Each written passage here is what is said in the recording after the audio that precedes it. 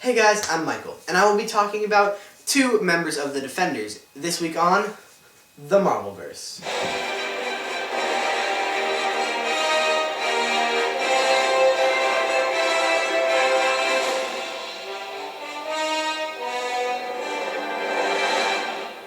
Alright guys, so the two members I will be talking about are Prince Namor the Sub-Mariner and the Black Knight. Shout out to Patrick for requesting the Black Knight. He is a very interesting character.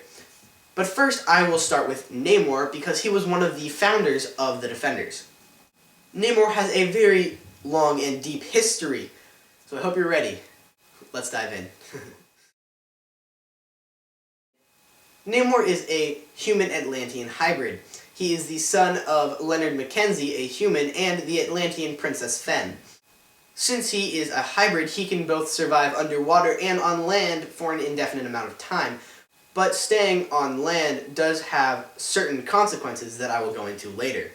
Leonard Mackenzie went back to the surface before Namor was born, so Namor did not really know his father, and he grew up to distrust surface dwellers because of oil spills and mining and stuff like that, which caused damage to Atlantis.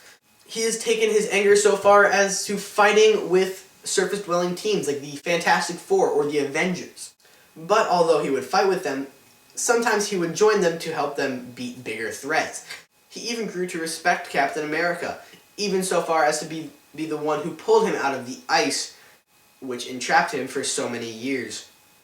And Prince Namor doesn't just have problems with surface dwellers. He has lost his Atlantis throne numerous times and been exiled from Atlantis as well. During one of these exiles is when he helped form the Defenders. Now let's move on to Namor's powers. All Atlanteans are better than humans. They're faster, stronger, more agile. But Namor is stronger and faster than most Atlanteans. I classify him as an Alpha Atlantean, and all of his powers, you'll see, are greater than most Atlanteans. Namor has Alpha Atlantean strength. Namor can lift up to thousands of tons. A ton is 2,000 pounds. If you want to do that math, go ahead. And he is a lot faster than most Atlanteans. He's faster than humans when he's on land, but when he's in the water, that's when he can really take off. The average Atlantean can swim at speeds up to 60 miles per hour, which is pretty fast, but Namor can swim at the heights of 345 miles per hour. That is insane compared to a normal Atlantean. Namor also has Alpha Atlantean stamina. He can exert himself for up to 24 hours before his body even starts to fatigue. Combine that with his super strength and speed, and he is a very powerful opponent. His skin is also very dense because he has to hold up with the immense amount of pressure that's underwater. This makes his skin nearly impenetrable. But even if he does get hurt, when he's underwater, he can heal almost like Percy Jackson.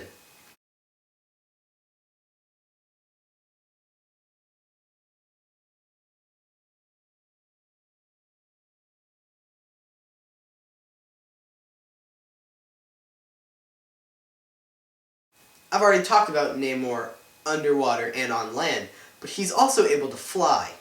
He has wings on his ankles that are obviously not big enough to carry him, so there have been some theories that the wings don't make him fly, they just help him steer. But there is no definite answer as to why he can fly. There are many powers that have not been used recently, and some that have almost been written off as that he never had them. But you can find all of those and the rest of his story in the link that I will put in the description. Alright, that's all I'm going to say about Namor. Now let's move on to Patrick's choice, the Black Knight.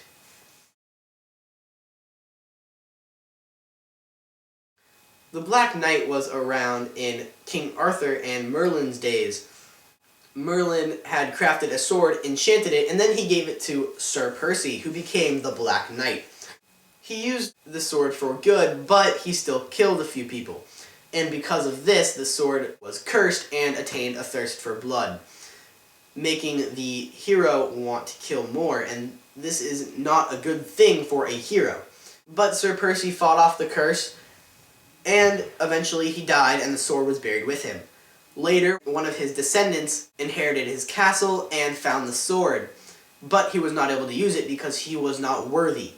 Merlin put a spell on the sword that was similar to Excalibur, the sword in the stone.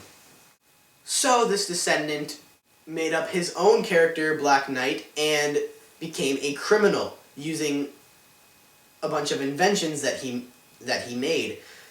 Eventually he died and he gave the castle to his nephew, Dane Whitman. Whitman found the Black Knight's sword and he was worthy enough to draw the sword.